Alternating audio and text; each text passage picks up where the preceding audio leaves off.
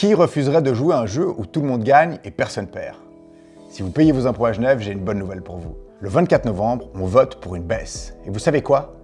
Peu importe combien vous payez aujourd'hui, on va tous en profiter. Alors cette baisse d'impôt, ce qu'il faut savoir, c'est qu'elle sera dégressive et qu'elle sera dans une fourchette de un peu plus de 5% à un peu plus de 11%. En gros, c'est assez simple. Les revenus les plus élevés auront le rabais le plus bas, à un peu plus de 5%. Par contre, ceux qui gagnent moins, la classe moyenne, les revenus les plus modestes, auront droit à une baisse d'impôt qui ira jusqu'à plus de 11%. Alors je vous vois venir. Je suis sûr que vous vous dites, moins d'impôts, moins de prestations de l'État. Eh ben pas du tout. Ce qu'il faut quand même savoir, c'est que ces 3 dernières années, l'État a encaissé plus que ce qu'il avait prévu. Et on ne parle pas d'une petite somme, plus de 2 milliards en tout. Donc en gros, il y a zéro coupe dans le budget de l'État, qu'on parle de l'éducation, de la sécurité, des hôpitaux, etc. Ou encore des aides, comme par exemple l'aide pour payer notre assurance maladie. Sauf qu'on paye moins d'impôts. C'est pas beau ça? Qui dit moins d'impôts dit plus de pouvoir d'achat.